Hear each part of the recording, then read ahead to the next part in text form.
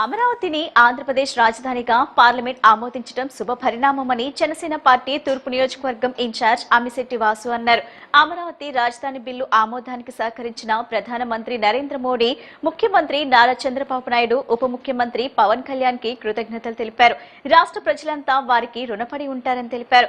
YCP అధినేత జగన్ ను 151 సీట్ల నుంచి 11 సీట్లకు పరిమితం చేసి ఇంకా బుద్ధి రాలేదని, రాజధాని అమరావతిపై వింత వాదనలు తెస్తున్నారని దుయ్యబట్టారు. ఆంధ్రప్రదేశ్ రాజధాని అమరావతికి చట్టబద్ధత కల్పిస్తూ లోక్సభ, రాజ్యసభలో ప్రవేశపెట్టిన బిల్లుకు ఆమోదం లభించడం పట్ల జనసేన పార్టీ తూర్పు నియోజకవర్గం ఇన్ఛార్జ్ అమిశెట్టి వాసు ఆధ్వర్యంలో లబ్బిపేటలోని ఆయన కార్యాలయం వద్ద సంబరాలు జరుపుకున్నారు. ఈ సందర్భంగా పార్టీ కార్యాలయంలో వీర మహిళలు దీపాలు వెలిగించారు. అనంతరం బందర్ రోడ్ మీదకు వచ్చి ప్రజలకు మిఠాయిలు పంచిపెట్టారు. ఈ సందర్భంగా అమిశెట్టి వాసు మాట్లాడుతూ రాష్ట్ర వ్యాప్తంగా ప్రజలందరూ పండుగ చేసుకుంటున్నారని అన్నారు. ఆంధ్రప్రదేశ్ రాజధాని అమరావతికి పట్టిన వైఎస్ఆర్ కాంగ్రెస్ పార్టీ గ్రహణం నేటితో వీడిందన్నారు. అమరావతి రాజధాని బిల్లు ఆమోదానికి సహకరించిన ప్రధానమంత్రి నరేంద్ర మోడీ, ముఖ్యమంత్రి నారా చంద్రబాబు నాయుడు, ఉప ముఖ్యమంత్రి పవన్ కళ్యాణ్ కి కృతజ్ఞతలు తెలిపారు. వైసీపీ అధినేత జగన్ ను 151 సీట్ల నుంచి 11 సీట్లకు పరిమితం చేసినా ఇంకా బుద్ధి రాలేదని, రాజధాని అమరావతిపై వింత వాదనలు తెస్తున్నారని దుయ్యబట్టారు. అమరావతి రాజధానిని ప్రపంచ స్థాయి రాజధానిలో నెంబర్ 1 రాజధానిగా నిర్మించాలన్నదే కూటమి ప్రభుత్వ లక్ష్యమన్నారు. ఎన్డీఏ కూటమి ప్రభుత్వ సహకారంతో అమరావతిలో రాజధానికి సంబంధించిన పనులు శరవేగంగా జరుగుతున్నాయని స్పష్టం చేశారు. మరి జగన్మోహన్ రెడ్డి ఈరోజు ఏ విధంగా మాట్లాడతాడని మేము ప్రశ్నిస్తూ ఉన్నాం. జగన్మోహన్ రెడ్డి అనే వ్యక్తి 151 సీట్ ఇచ్చి పరిపాలించమని ఆంధ్ర రాష్ట్ర ప్రజలు కోరుకుంటే కేవలం తిట్టులతో, బూతులతో 5 సంవత్సరాలు గడిపినటువంటి జగన్మోహన్ రెడ్డి ఆంధ్రులకి సరైన రాజధాని లేదు, అమరావతి రాజధాని అని అక్కడున్న రైతులు 33,000 ఎకరాలు త్యాగం చేస్తే రైతులు కష్టాలు కూడా పట్టించుకోకుండా రైతుల్ని, మహిళలని రోడ్డు మీద ఈడ్చి కొట్టినటువంటి జగన్మోహన్ రెడ్డి ఏ మొహం పెట్టుకొని ఈరోజు రాజధాని గురించి మాట్లాడుతున్నాం మేము అడుగుతా ఉన్నాం.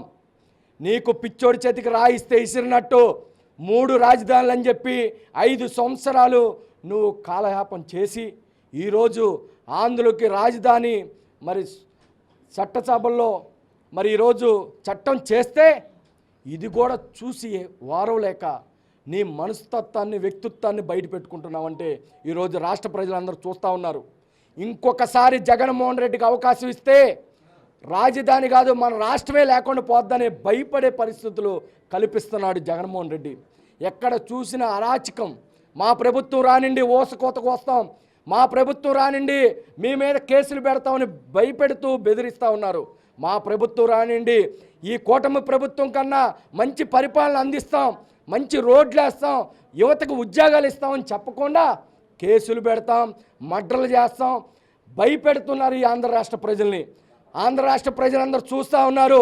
ఈ కూటమి ప్రభుత్వం వచ్చినాక పరిపాలన ఎలా ఉందో ఇచ్చిన మాట కోసం పవన్ కళ్యాణ్ గారు మన్యం ప్రాంత ప్రజలకి రోడ్లు వేసిన తీరు. కానీ ఈరోజు కేంద్ర ప్రభుత్వం మరి 5 అవార్డులు ఇవ్వటం అంటే మరి పంచాయతీ శాఖకి పవన్ కళ్యాణ్ గారు ఏ విధంగా ఈ పరిపాలన అందిస్తున్నారో మనం అందరూ చూస్తూ ఉన్నాం. అసెంబ్లీ సాక్షిగా చంద్రబాబు నాయుడు గారు చెప్పారు, గతంలో చాలామంది ఉప ముఖ్యమంత్రులు చేశారు కానీ వాళ్ళ పేర్లు కూడా గుర్తులేవు. ఈరోజు ఉప ముఖ్యమంత్రి అనే మాటకే అర్థం తెచ్చినటువంటి పవన్ కళ్యాణ్ గారు ఇలాంటి నాయకత్వాన్ని ముందుకు తీసుకెళ్ళాలి. కాబట్టి ఆంధ్ర రాష్ట్ర ప్రజలకి మంచి రోజులు వచ్చినాయి, మనకి అమరావతి శాశ్వతంగా అమరావతి ఉంటుందని అందరూ కూడా నమ్ముతూ ఉన్నారు. ఆ నమ్మకాన్ని కేంద్ర ప్రభుత్వం చట్టసభలో పెట్టి దానికి ఒక భద్రత కల్పించినందుకు మనస్ఫూర్తిగా కేంద్ర ప్రభుత్వానికి ధన్యవాదాలు తెలుపుకుంటూ, రాష్ట్రంలో వెనుకబడిన తరగతుల పరిస్థితి అత్యంత దయనీయంగా మారిందని, వారి ఆత్మగౌరవం నేడు ప్రశ్నార్థకమైందని బీసీవై పార్టీ ఎన్టీఆర్ జిల్లా యువ convener Gudaru Shankar Srinivas Yadav, party Mylavaram convener Bhulakshmi ఆవేదన వ్యక్తం చేశారు. బీసీలు అంటే కేవలం కుల వృత్తులకు పరిమితమైన వారు కాదని, ఈ రాష్ట్రాన్ని మరియు దేశాన్ని సమర్థవంతంగా పాలించగల శక్తి ఉన్న పాలకులని ఆయన గుర్తు చేశారు. విజయవాడ తుమ్మలపల్లి కళాక్షేత్రం వద్ద నిర్వహించిన మీడియా సమావేశంలో బీసీవై పార్టీ ఎన్టీఆర్ జిల్లా యువ convener Gudaru Shankar Srinivas Yadav, party Mylavaram convener Bhulakshmi మాట్లాడుతూ బీసీల సంక్షేమం మరియు హక్కుల కోసం బీసీవై పార్టీ అధినేత బోడే రామచంద్ర యాదవ్ చేస్తున్న పోరాటానికి పూర్తి మద్దతు ప్రకటిస్తున్నామని తెలిపారు. ప్రస్తుత అధికార పక్షంలోని బీసీ నాయకులు తమ యజమానుల మెప్పు కోసం బీసీల ఆత్మగౌరవాన్ని తాకట్టు పెడుతున్నారని ఆయన విమర్శించారు. కేవలం అలంకారప్రాయమైన పదవుల్లో ఉండి వారు సంతృప్తి చెందుతున్నారే తప్ప సామాన్య బీసీలకు ఎలాంటి న్యాయం జరగటం లేదన్నారు. మరోవైపు ప్రతిపక్ష పార్టీలు కూడా ఎన్నికల సమయంలో బీసీల పక్షమని తప్పుడు హామీలు ఇస్తూ వారిని వంచన చేస్తున్నాయని మండిపడ్డారు. బీసీవై పార్టీ తరపున ప్రభుత్వం ముందు 5 ప్రధాన డిమాండ్లను ఉంచుతున్నామని శ్రీనివాసరావు పేర్కొన్నారు. అందులో ప్రధానంగా బీసీల రక్షణ చట్టం తీసుకురావాలని, సమగ్ర కులగణన చేపట్టాలని డిమాండ్ చేశారు. అలాగే బీసీలకు 44% రిజర్వేషన్లు కల్పించడంతో పాటు అమరావతి రాజధానిలో బీసీల అభివృద్ధికి మరియు కుల భవనాల నిర్మాణానికి 1000 ఎకరాల భూమిని కేటాయించాలని స్పష్టం చేశారు. బీసీలు అంటే కేవలం కుల వృత్తులకు పరిమితమైన వారు కాదని, ఈ రాష్ట్రాన్ని మరియు దేశాన్ని సమర్థవంతంగా పాలించగల శక్తి ఉన్న పాలకులని ఆయన గుర్తు చేశారు. బీసీలు రాజ్యాధికారం సాధించే వరకు రామచంద్రరావు నేతృత్వంలో బీసీవై పార్టీ పోరాటం కొనసాగిస్తుందని ఆయన ఉద్ఘాటించారు. ఈ కార్యక్రమంలో party Vijayawada east youth convener Jonna Ramesh, K Balakrishna, S Srinivas, K Srinu, D Venkatrao, పలువురు బీసీవై పార్టీ నాయకులు, కార్యకర్తలు పాల్గొన్నారు. అటకత్తెరలో పొట్టచక్కలా మారింది. ఎందుకంటే ఈరోజు అధికార పక్షంలో ఉన్న బీసీ నాయకులు వాళ్ళ యజమానుల యొక్క మొప్పును పొందడానికి బీసీల యొక్క ఆత్మగౌరవాన్ని తాకట్టు పెడుతున్నారు. ఎందుకంటే వాళ్ళు అలంకారమైన పదవుల్లో వాళ్ళు ఉండి తృప్తి చెంది బీసీలకు మాత్రం తృప్తి లేదు. అదేవిధంగా ఈరోజు మనం ప్రతిపక్షంలో చూసుకున్నట్లయితే వాళ్ళు ఎన్నికల ముందు బీసీలకు మేము బీసీల యొక్క పక్షం అని తప్పుడు హామీలు ఇచ్చి బీసీల యొక్క నడ్డు విరుస్తున్నారు. అంతేకాకుండా ఈరోజు మన బీసీవై పార్టీ బోడే రామచంద్రరావు గారు బీసీల యొక్క ఆత్మగౌరవానికి సంబంధించి 5 న్యాయపరమైన డిమాండ్లను ప్రభుత్వం ముందు ఉంచితే అటు పాలకపక్షం కానీ ప్రతిపక్షం కానీ ఇంతవరకు స్పందించకపోవటం ఆశాస్పద విషయం. అలాగే ఈరోజు మన రామచంద్ర యొక్క 5 డిమాండ్లు: బీసీల యొక్క రక్షణ చట్టం, బీసీల యొక్క సమగ్ర కులగణన, బీసీల యొక్క 44% రిజర్వేషన్లు, అంతేకాకుండా 1000 ఎకరాల భూమి అమరావతి రాజధానిలో బీసీలకు కల్పించి బీసీల యొక్క అభివృద్ధికి, బీసీల యొక్క కుల భవనాలకు ఇచ్చి బీసీలకు అమరావతి రాజధానిలో ప్రాధాన్యత కల్పిస్తారని ఈ ప్రభుత్వాన్ని బోడే రామచంద్రరావు గారు డిమాండ్ చేస్తున్నారు. కానీ బీసీలను ఈ యొక్క పాలకపక్షాలు, ప్రతిపక్షాలు బీసీలను ఏదో బట్టలు ఉతుక్కునేవారు కానీ, లేదా బీసీలను గొర్రెలు కాచుకునేవారు కానీ, లేదా బీసీలను ఒక వడ్రంగి పనులకు, లేదా బీసీలను వాళ్ళ ఒత్తులకే పరిమితం చేస్తున్నారు. కానీ బీసీలు అంటే బీసీలు తమరు ఈ దేశానికి, ఈ రాష్ట్రానికి బీసీలు సమర్థవంతంగా పాలించే పాలకులు. అదేవిధంగా బీసీలు యొక్క ఈ 5 డిమాండ్లను బీసీవై పార్టీ ఈ 5 డిమాండ్లకే పరిమితం కాకుండా బీసీల కోసం, బీసీల రాజ్యాధికారం సాధించడం కోసం ఈ యొక్క రామచంద్రరావు గారు పోరాటం కొనసాగిస్తున్నారు. భారత చైతన్య యువజన పార్టీ అధ్యక్షులు బోడే రామచంద్ర యాదవ్ గారు పెట్టినటువంటి 5 డిమాండ్లను అమలు చేయమని మేము పోరాడుతున్నాము. ఆ 5 డిమాండ్లు కూడా రాజధానిలో 1000 ఎకరాల భూమి కేటాయించాలని, మా బీసీలకు కులగణన చేయాలని, బీసీ చట్టం తేవాలని, బీసీలకు రిజర్వేషన్ కల్పించాలని ఈ 5 డిమాండ్ల మీద మేము పోరాడుతున్నాము. ఈ 5 డిమాండ్లు కూడా ఏప్రిల్ 31 వరకు గడువు ఇచ్చారు. అయినా కూడా నిమ్మక నీరెత్తినట్టు పట్టించుకోకుండా ఈ ప్రభుత్వం వదిలేసి కూర్చుంది. అంటే బీసీలంటే చులకనగా చూస్తూ ఉన్నటువంటి ఈ కూటమి ప్రభుత్వం ఏదైతే ఉందో, మేము రేపు జరగబోయే 11వ తారీఖున అమర నిరాహార దీక్ష చేయడానికి కూడా సిద్ధంగా ఉన్నాము. అలాగే మా అధ్యక్షులు వారు ఎవరైతే రామచంద్ర యాదవ్ గారు ఈ బీసీలకి ఏదైతే కావాలో వాటి మీద పోరాటానికి సిద్ధంగా ఉన్నారు. ఆనాడు పొట్టి శ్రీరాములు గారు 58 రోజులు ఏదైతే అమర నిరాహార దీక్ష చేశారో అది ఎందుకు చేశారు? తెలుగు వారి కోసం, తెలుగు వారి ఆత్మ గౌరవం కోసం, తెలుగు రాష్ట్రం కోసం చేసినటువంటి అమర నిరాహార దీక్ష పొట్టి శ్రీరాములు గారు చేస్తే ఈరోజు మా బీసీల కోసం బోడే రామచంద్ర యాదవ్ గారు సావో రేవో తేల్చుకుంటాను, నా బీసీ బిడ్డల కోసం అండగా నిలబడతానని చెప్పి ఏదైతే ఈరోజు రామచంద్ర యాదవ్ గారు ముందుకొచ్చారో ఆ అమర నిరాహార దీక్షలో అన్నగారు నిలబడుతున్నారు. ఆ బీసీ పట్ల ఆయన కోసం, ఆయనతో పాటు మేమందరం కూడా బీసీలను సిద్ధంగా ఉన్నామని చెప్పి ఈ సందర్భంగా తెలియజేసుకుంటున్నాను. దోపిడీదారులను నిలదీయడమే మా కర్తవ్యం. అక్రమ కేసులు పెట్టినా ప్రశ్నించడం ఆగదని మాజీ మంత్రి పేర్ని నాని స్పష్టం చేశారు. కొంతమంది పోలీసులు అధికార పార్టీకి అనుకూలంగా వ్యవహరిస్తున్నారని, ప్రశ్నించిన వారిపై కేసులు మోపటం తగదని విమర్శించారు. తమ ప్రభుత్వ హయాంలో ఎవరూ ఇళ్లను కూల్చలేదని, శాంతి భద్రతల విషయంలో పోలీసులు జాగ్రత్తగా ఉండాలని సూచించారు. వ్యక్తిగత విమర్శలు, ఏకవచన వ్యాఖ్యలు మానుకోవాలని హెచ్చరించారు. ప్రజల సమస్యలపై పోరాటమే తన బాధ్యత అని పేర్కొన్నారు. సుమారుగా ఒక 3,500 నుంచి 4,000 మంది పోలీసుల యొక్క అభిమాన నాయకుడిగా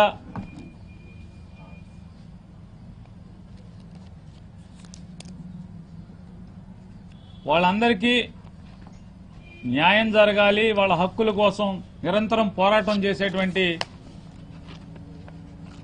పెద్దలు జైపాల్ గారు నిన్న అంటే ఆయనకి నా జీవితం అంతా తెలుసు కాబట్టి నా గురించి, నా వ్యక్తిత్వం గురించి, నా కొడుకు పేర్ని కృష్ణమూర్తి వ్యక్తిత్వం గురించి చక్కగా 3 పేజీలు కవులు హృదయాల శుభ్రంగా ఆయన రాసుకుని బాగా తర్ఫీదు పొంది మాట్లాడారు. తప్పకుండా జైపాల్ గారు, మీరు ఈ సమాజంలో ఎక్కడ పోలీసు హక్కుల భంగానికి ఇబ్బంది కలిగినా లేదా పోలీసుల మీద ఎవరైనా పల్లెత్తు మాట చిన్న మాట్లాడినా మీరు అధ్యక్షుడు అయిన దగ్గర నుంచి కూడా మీరు చేస్తున్నటువంటి అనేక పోరాటాలని మచిలీపట్నం వాసులుగా మేమెంతో చూసున్నాం. మీరు చేసిన ప్రతి పోరాటం కూడా బందరు ప్రజలకి, నాకు కూడా ఇప్పటికీ ఎన్నో జ్ఞాపకాలు ఉన్నాయి. బాగా మంచి పోరాటాలు చేశారు మీరు. నాకు కూడా అందుకే చాలా అభిమానం మీరంటే. ఎందుకంటే ఒక పోలీసులకి నాయకుడిగా మీరు చేసేటువంటి, మీరు పోషిస్తున్నటువంటి పాత్ర, మీరు చేస్తున్నటువంటి పోరాటాలు, మీరు హక్కుల కోసం చేసేటువంటి కార్యక్రమాలు చాలా గొప్పగా ఉంటాయి, వీరోచితంగా ఉంటాయి. దానిలో భాగంగా నిన్న తమరు మాట్లాడారు.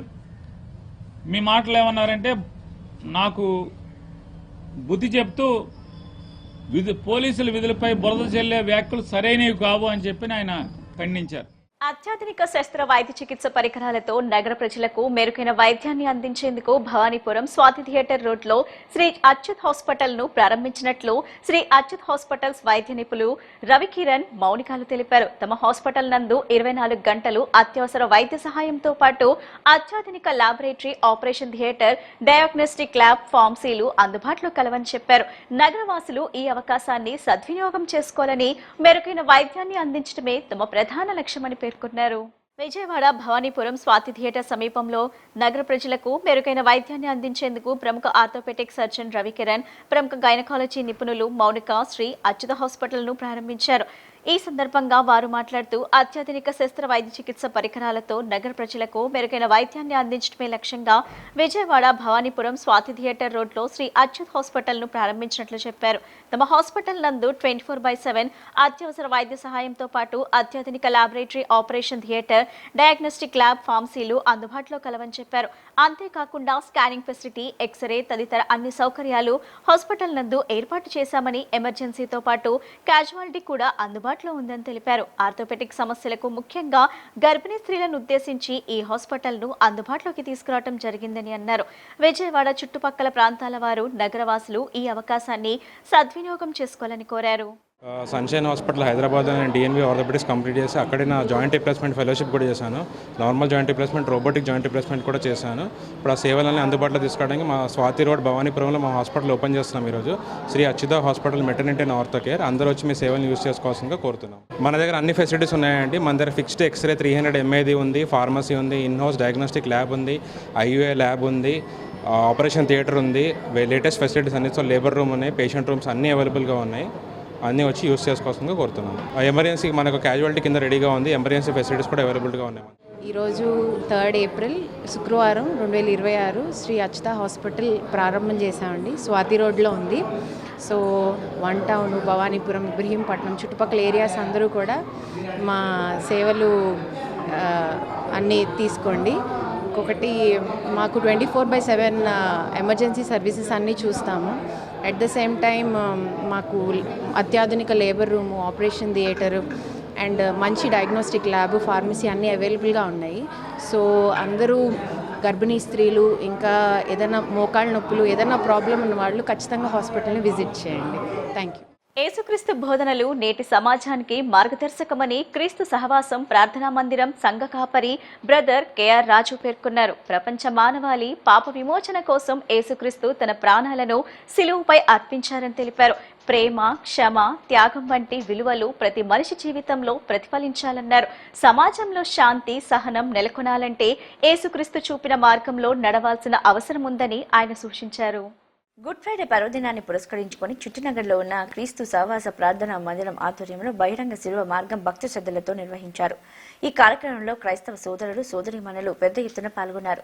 యేసుక్రీస్తు అనుభవించిన బాధలు, కష్టాలను స్మరించుకుంటూ శిలువ మార్గంలో ప్రార్థనలు నిర్వహించారు. ప్రత్యేకంగా ఏర్పాటు చేసిన ఈ కార్యక్రమంలో ప్రతి దశలో యేసుక్రీస్తు జీవితంలోని ముఖ్య సంఘటనలను ప్రతిబింబించేలా ప్రార్థనలు, భక్తి గీతాలు నిర్వహించారు. పాల్గొన్న భక్తులు ఆత్మ పరిశీలనతో, భక్తి శ్రద్ధలతో ప్రార్థనలు చేశారు.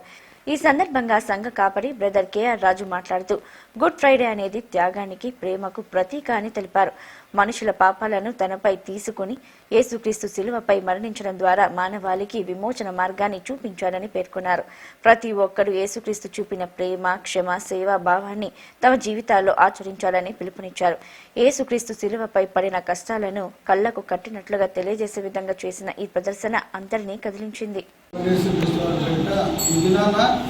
మరి శుభ శుక్రవారం, గుడ్ ఫ్రైడే, మరి ముఖ్యంగా యేసుక్రీస్తు ప్రభువారు సర్వమానవాళి పాపాల కోసం ఆయన సిలువలో బలియాగంగా మరి ఆయన ప్రాణాలు పెట్టి తిరిగి లేచిన కార్యక్రమం సందర్భంగా టైలర్పేట ప్రాంత వాసులు మరి మేమందరం కలిసి చేసిన ఈ ప్రయత్నము అందరూ కూడా మరి ఆయన సిలువ మరణాన్ని గురించి అందరూ తెలుసుకొని ఆయన వైపు తిరగాలని, ఆయన ప్రేమను, ఆయన కరుణను, ఆయన కృపను అందరూ తెలుసుకోవాలని మేము ఈరోజు చేసిన మరి స్క్రిప్ట్ ఏదైతే ఉందో అది దేవుని మహిమకరంగా జరిగింది. దీన్ని సహకరించిన వారందరికీ కూడా మరి దేవుని పేట వందనాలు తెలియజేసుకుంటూ, అదే రీతిగా అందరూ కూడా మరి దేవుడు యేసుక్రీస్తు ప్రభువారు ఎందుకని లోకానికి వచ్చి తను ప్రాణం పెట్టి పునరుద్ధారుడై లేచాడు, తన మనుషు పాపాలు ఆయన రక్తంతోనే కడగబడతాయని, ఆయన రక్తం ద్వారా తప్ప మరి ఏ రీతిగా కూడా మరి మనుష్య పాపాలు కడగబడమని, వారు పరలోక రాజ్యం చేర్చబడలేదని పరిశుద్ధ బైబిల్ గ్రంథం బోధిస్తుండగా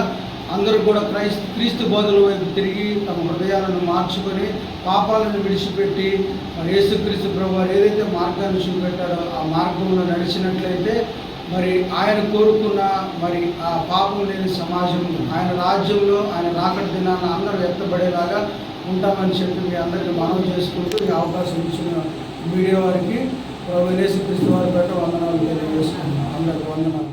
కూటమి ప్రభుత్వం ఎన్నికల సమయంలో నిరుద్యోగులకు ఇచ్చిన హామీ మేరకు 1,00,000 ఉద్యోగాలతో జాబ్ క్యాలెండర్ ప్రకటించాలని విద్యార్థి యువజన సంఘాల ఐక్య కార్యాచరణ సమితి నేతలు డిమాండ్ చేశారు. నిరుద్యోగ సమస్యలను పరిష్కరించాలని కోరుతూ ఈ నెల 6న కలెక్టర్ కార్యాలయాల వద్ద నిరసన కార్యక్రమాలు నిర్వహిస్తున్నట్లు తెలిపారు. Rights for youth and students forum ఆధ్వర్యంలో గాంధీనగర్ ప్రెస్ క్లబ్ లో విద్యార్థి యువజన సంఘాల రౌండ్ టేబుల్ సమావేశం నిర్వహించారు. ఈ సందర్భంగా వారు మాట్లాడుతూ రాష్ట్రంలో లక్షల సంఖ్యలో ప్రభుత్వ ఉద్యోగాలు ఖాళీగా ఉన్నప్పటికీ జాబ్ క్యాలెండర్లో తక్కువ పోస్టులు మాత్రమే చూపించడం అన్యాయమని నేతలు విమర్శించారు. ఎన్నికల సమయంలో ఇచ్చిన హామీలను ప్రభుత్వం నిలబెట్టుకోలేదని, డిఎస్సి, గ్రూప్స్, పోలీస్, లైబ్రరీ తదితర విభాగాల్లో ఖాళీలను పూర్తి స్థాయిలో భర్తీ చేయాలని డిమాండ్ చేశారు. అలాగే నోటిఫికేషన్లు ఆలస్యమవుతున్న నేపథ్యంలో వయోపరిమితిని పెంచాలని కోరారు. నిరుద్యోగుల తీవ్ర నిరాశలో ఉన్నారని, వారికి న్యాయం చేయాలని ప్రభుత్వాన్ని కోరుతూ ఏప్రిల్ 6న జిల్లా కలెక్టర్ కార్యాలయాల వద్ద జరిగే నిరసన కార్యక్రమాలను విజయవంతం చేయాలని పిలుపునిచ్చారు. గత ఎన్నికల సమయంలో 2,50,000 ఉద్యోగాలు ఖాళీగా ఉన్నాయి. అధికారంలోకి రాగానే ఉద్యోగాలు భర్తీ చేస్తామని చెప్పారు. 2 జనవరిలో పూర్తయినా కూడా ఉగాది రోజున 10,060 పోస్టులతో జాబ్ క్యాలెండర్ ప్రకటిస్తున్నామని చెప్పేసి ట్విట్టర్ ఎదురుగా స్పందించినటువంటి నారా లోకేష్ గారు ఇంతవరకు దానికి సంబంధించినటువంటి ఫైనాన్స్ క్లియరెన్స్ కానీ దానికి సంబంధించిన ఏపీపీఎస్సీ నుంచి కానీ ఇతర శాఖల నుంచి కానీ ఒక ప్రకటన కూడా రాలేదు. ఓ పక్కన రిటైర్మెంట్ ఏజ్ని పెంచుకుంటూ పోతూ ఉన్నారు. కూటమి ప్రభుత్వం అధికారంలోకి వచ్చినటువంటి 22 నెలల కాలంలో సుమారుగా 13,000 పైచీలకు వివిధ స్థాయిల్లో ఉద్యోగాలు చేసి పదవీ విరమణ పొందినటువంటి వాళ్ళు ఉన్నారు. కనీసం ఆ ఉద్యోగాలను కూడా భర్తీ చేసేటటువంటి పరిస్థితులు లేనటువంటి నేపథ్యంలో అన్ని విద్యార్థి యువజన సంఘాలతో ఈరోజు రౌండ్ టేబుల్ సమావేశం ఏర్పాటు చేయడం జరిగింది. రేపు 6వ తారీఖున అన్ని జిల్లా కలెక్టర్ కార్యాలయాల వద్ద ఈ జాబ్ క్యాలెండర్ 1,00,000 ఉద్యోగాలతో ప్రకటించాలని కోరుతూ నిరసన కార్యక్రమాలు కూడా చేపట్టడం జరుగుతూ ఉంది. రానున్నటువంటి రోజుల్లో అన్ని విద్యార్థి యువజన సంఘాలని ఏకతాటి మీదకి తీసుకొని వచ్చి పెద్ద ఎత్తున 1,00,000 ఉద్యోగాల సాధన కోసం, జాబ్ క్యాలెండర్ సాధన కోసం పోరాటం చేస్తామని ఈ సందర్భంగా తెలియజేస్తుంది. ముఖ్యంగా కూటమి ప్రభుత్వం నిరుద్యోగుల్ని నయవంచం చేసింది, మోసం చేసింది. ప్రతి ఏటా జాబ్ క్యాలెండర్ అని చెప్పి నిరుద్యోగుల్ని ఓట్లు వేయించుకొని 2 ఏళ్ళ తర్వాత జాబ్ లెస్ క్యాలెండర్ ఇచ్చి కనీసం 10,060 ఉద్యోగాలు అనేటువంటిది చాలా అన్యాయమైంది. 25 లక్షల మంది నిరుద్యోగులు రాష్ట్రంలో కూటమి ప్రభుత్వం మీద, ముఖ్యంగా లోకేష్ గారి మీద నమ్మకం పెట్టుకొని కోచింగ్ సెంటర్లోనూ పుస్తకాలు కొనుక్కొని సమయాన్ని, డబ్బుల్ని వెచ్చించి చివరికి తమ ఆస్తులను నమ్ముకొని ఈరోజు కోచింగ్లు తీసుకుంటే ఈ రోజు ఇచ్చిన ఈ జాబ్ క్యాలెండరు వాళ్ళు చావాలో బతకాలో అర్థం కాని పరిస్థితి ఉంది. ఇప్పటికైనా రాష్ట్ర ప్రభుత్వం, ముఖ్యంగా లోకేష్ గారు జోక్యం చేసుకోవాలి, దీని మీద మాట్లాడాలి. కేవలం ట్విట్టర్లో ఉగాది రోజున చిన్న ట్వీట్ చేసి 10,060 ఉద్యోగాలు అనేటువంటిది అన్యాయం. ఇప్పటికైనా ప్రభుత్వం దీని మీద స్పందించాలి. రెండవది, అసలు ఎన్ని ఖాళీలు ఉన్నాయి, ఏ శాఖలు ఎన్ని ఖాళీలు ఉన్నాయో చెప్పి ఒక వైట్ పేపర్ను ఈరోజు రాష్ట్ర ప్రభుత్వం రిలీజ్ చేయాలి. అట్లాగే ఈరోజు ఇచ్చిన ఈ 10,000 ఉద్యోగాల్లో కూడా ఈరోజు దీని మీద ఫైనాన్స్ క్లియరెన్స్ ఉందా, ఉంటే ఏంటి, దీని మీద ఒక కనీసం కూడా ఈరోజు రాష్ట్ర ప్రభుత్వం చెప్పడం లేదు. అందుకని రాష్ట్ర వ్యాప్తంగా విద్యార్థి యువజన సంఘాలు పెద్ద ఎత్తున పోరాటానికి సమాయత్తం అవుతున్నాయి. రాష్ట్రంలో ఉండేటువంటి 1,00,000 ఉద్యోగాలు దాన్ని కనీసం 2-3 ఏళ్ళు అయినప్పుడు కనీసం 35,000తో కూడిన, ప్రతి ఏటా 35,000తో కూడిన జాబ్ క్యాలెండర్ ప్రకటించాలంటే అడుగుతున్నాం. అట్లాగే పోలీస్ కానిస్టేబుల్, డిఎస్సి సంబంధించి కానీ, అట్లాగే ఇంజనీరింగ్ పోస్టులు కానీ మొత్తం ఖాళీలతో సంబంధం లేకుండా ఈరోజు తూతూ మంత్రంగా ఇచ్చిన పరిస్థితి వచ్చింది. ఈ 10,060 పోస్టులతోటి మీరు పండగ చేసుకోండి నారా లోకేష్ గారు ట్వీట్ చేస్తున్నారు. టీడీపీ నాయకులు నారా లోకేష్ గారి చిత్రపటాలకి పాలాభిషేకాలు చేస్తూ ఉన్నారు. ఈ రాష్ట్రంలో మొత్తం ఉద్యోగాలు ఎన్ని ఖాళీలు ఉన్నాయనేది ప్రభుత్వం ప్రకటించకుండా కేవలం 10,060 పోస్టులతోటి నిరుద్యోగులని కూటమి ప్రభుత్వం తీవ్రంగా వంచిస్తూ ఉంది. 2024 డిసెంబర్ నాటికి జగన్మోహన్ రెడ్డి గారి హయాంలో 11,79,000 మంది ప్రభుత్వ ఉద్యోగులు ఉన్నారు. కానీ 2025 డిసెంబర్ చంద్రబాబు నాయుడు పాలనలో 10,07,000 మంది మాత్రమే ప్రభుత్వ ఉద్యోగులు ఉన్నారు. అంటే సుమారు 1,42,000 ఉద్యోగాలని ప్రభుత్వం నిర్దాక్షిణ్యంగా తొలగించింది. కొత్తగా ఉద్యోగాలు ఇవ్వకుండా ప్రతి సంవత్సరం జనవరిలో క్యాలెండర్ ఇస్తాము, ఏ ఉద్యోగాలు ఎప్పుడు ఇస్తాము, ఆఫర్ లెటర్ ఎప్పుడు ఇస్తాము, పరీక్షలు ఎప్పుడు ఇస్తాము, నియామకాలు ఎప్పుడు చేపడతామనే జాబ్ క్యాలెండర్లో రూపొందిస్తాము, లేకపోతే నా కాలర్ పట్టుకొని అడగండి అని నారా లోకేష్ గారు ప్రకటించారు. 2 జనవరిలు పూర్తయ్యాయి, 3 బడ్జెట్లు పూర్తయ్యాయి. ఇప్పటికీ తాపీగా 3వ బడ్జెట్ ప్రవేశపెట్టిన తర్వాత ఒక జాబులు లేని ఒక జాబ్ క్యాలెండర్ ఇచ్చి నారా లోకేష్ గారు నిరుద్యోగులు తీవ్రంగా నట్టేట ముంచారు. జాబులు ఇచ్చేంత వరకు నిరుద్యోగ భృతి 3,000 రూపాయలు ఇస్తామన్నారు. వాళ్ళు చెప్పిన లెక్కలు 20 లక్షల మంది నిరుద్యోగులు. ఒక్కో నిరుద్యోగికి ఇప్పుడు 3 బడ్జెట్లు పూర్తయిన తర్వాత 1,08,000 నిరుద్యోగ భృతి ప్రభుత్వం ఇవ్వాలి. 3 బడ్జెట్లు పూర్తయినా చిల్లి గవ్వ కూడా ఈరోజు ఇవ్వకుండా నిరుద్యోగులు ముంచేస్తూ ఉంది. డీజీపీ గారు, హోమ్ మినిస్టర్ గారు శాసనసభలో చెప్పారు 11,000 కానిస్టేబుల్ని నియామకాలు చేపడతామని. మీరు ఇచ్చింది ఎంత? 1,950 మంది. నారా లోకేష్ గారు ట్వీట్ చేశారు 25,000 డిఎస్సి నియామకాలు, 20,000 ఇంజనీరింగ్ పోస్టుల్ని, 5,000 గ్రూప్ పోస్టుల్ని భర్తీ చేస్తామని. విద్యుత్ శాఖలో ఒక్క పోస్టును కూడా మీరు భర్తీ చేయకుండా ఒక డాబ్లెస్ క్యాలెండర్ని మీరు ఇచ్చి నిరుద్యోగుల్ని పండగ చేసుకోమని నారా లోకేష్ గారు చెప్తా ఉన్నారు. కృష్ణా జిల్లా గన్నవరం నియోజకవర్గం గన్నవరం మండలం కొండపావులూరు గ్రామంలో ఫాదర్ తోకల సురేష్ ఆధ్వర్యంలో ఘనంగా గుడ్ ఫ్రైడే వేడుకలను పురస్కరించుకుని కొండపావులూరు గ్రామ పురవీధుల్లో వేషధారణతో సిలువ మార్గం ర్యాలీ నిర్వహించారు. ప్రభు పొందిన బాధలను వేషధారణతో పురవీధుల్లో ప్రదర్శన చేపట్టారు. సిలువ మార్గంలో భారీగా పాల్గొన్న క్రైస్తవ విశ్వాసులు సిలువ మార్గం అనంతరం ప్రభు పొందిన బాధలను ఫాదర్ తోకల సురేష్ వివరించారు. అనంతరం సిలువ ఆరాధన, దివ్య బలి పూజ సమర్పించారు. గుడ్ ఫ్రైడే వేడుకలు ఎంతో వైభవంగా నిర్వహించనున్నారు.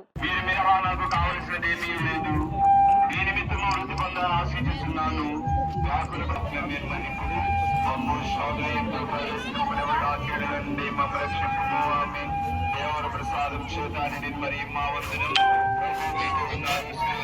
మా పరలోకమంతా నెరవేరినట్టు భూలోకమంతా నెరవేరును గాక.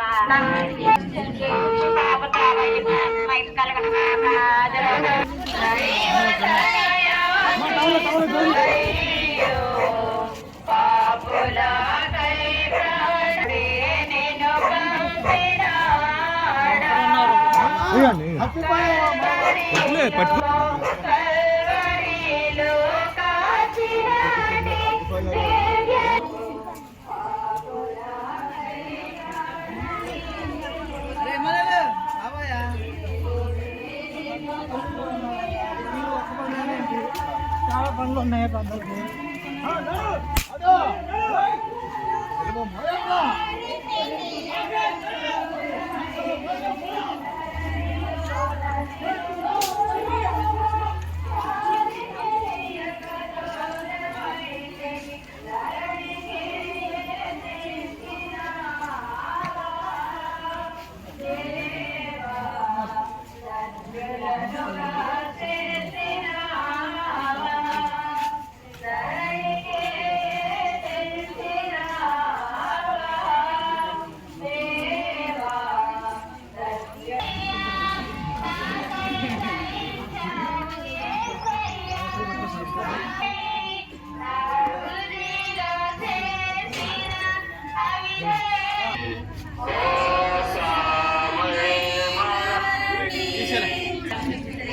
ప్రభు శరీరమును భూస్థాపమును చేయుటకు శిష్యులు మోసుకొని పోవుటను వారి వెనుక వారి సమాధిని మూసి అందరూ వెళ్ళిపోవటను ధ్యానించుదుము గాక. కొంతసేపు జ్ఞానము. సమస్త మానవాళి క్రీస్తు చూపిన మార్గంలోనే నడవాలని Satyanarayanapuram RCM church father Vinod Kumar పేర్కొన్నారు. ప్రపంచ మానవాళి పాప విమోచన కోసం యేసుక్రీస్తు తన ప్రాణాలను సిలువుపై అర్పించారని తెలిపారు. ప్రేమ, క్షమ, త్యాగం వంటి విలువలు ప్రతి మనిషి జీవితంలో ప్రతిఫలించాలన్నారు. సమాజంలో శాంతి, సహనం నెలకొనాలంటే యేసుక్రీస్తు బోధనలు అనుసరించాలని ఆయన సూచించారు. గుడ్ ఫ్రైడే పర్వదినాన్ని పురస్కరించుకొని సత్యనారాయణపురం ఆర్సీఎం చర్చ్ ఆధ్వర్యంలో బహిరంగ శిలువ మార్గం భక్తి శ్రద్ధలతో నిర్వహించారు. ఈ కార్యక్రమంలో క్రైస్తవులు పెద్ద ఎత్తున పాల్గొన్నారు. యేసుక్రీస్తు శిలువ మార్గంలో అనుభవించిన బాధలు, కష్టాలను స్మరించుకుంటూ ప్రార్థనలు నిర్వహించారు. ప్రత్యేకంగా ఏర్పాటు చేసిన ఈ కార్యక్రమంలో ప్రతి దశలో యేసుక్రీస్తు జీవితంలోని ముఖ్య సంఘటనలను ప్రతిబింబించేలా ప్రార్థనలు, భక్తి గీతాలు నిర్వహించారు. పాల్గొన్న భక్తులు ఆత్మ పరిశీలనతో భక్తి శ్రద్ధలతో ప్రార్థనలు చేశారు. ఈ సందర్భంగా చర్చ్ ఫాదర్ వినోద్ కుమార్ మాట్లాడుతూ గుడ్ ఫ్రైడే అనేది త్యాగానికి, ప్రేమకు ప్రతీక అని తెలిపారు. మనుషుల పాపాలను తనపై తీసుకొని యేసుక్రీస్తు శిలువపై మరణించడం ద్వారా మానవాళికి విమోచన మార్గాన్ని చూపించారని పేర్కొన్నారు. ప్రతి ఒక్కరూ యేసుక్రీస్తు చూపిన ప్రేమ, క్షమ, సేవాభావాన్ని తమ జీవితాల్లో ఆదరించాలని పిలుపునిచ్చారు. యేసుక్రీస్తు శిలువపై పడిన కష్టాలను కళ్లకు కట్టినట్లుగా తెలియజేసే విధంగా చేసిన ఈ ప్రదర్శన అందరినీ ఆకట్టుకుంది. ప్రియ సహోదరి సహోదరులారా, నేను ఫాదర్ వినోద్, సత్యనారాయణపురం విచారణకర్తలు. ఈరోజు మేమందరం కూడా ఈ ప్రపంచంలో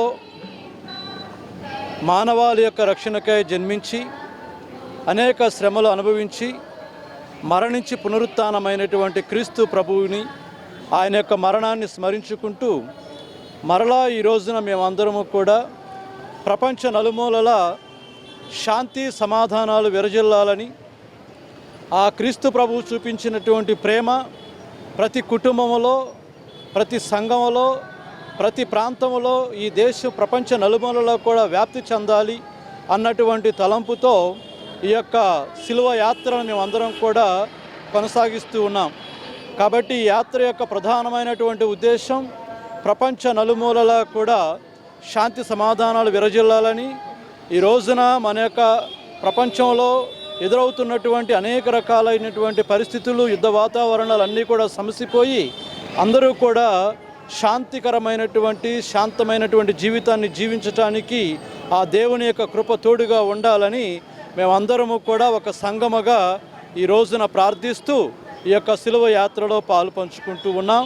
మీకు, మీ కుటుంబాలకు, అలానే అందరికీ కూడా ప్రభు యొక్క ప్రేమ, ప్రభు యొక్క శాంతి సమాధానాలు కలుగునుగాక. వార్తలు ముగించే ముందు ముఖ్యాంశాలు మరోసారి.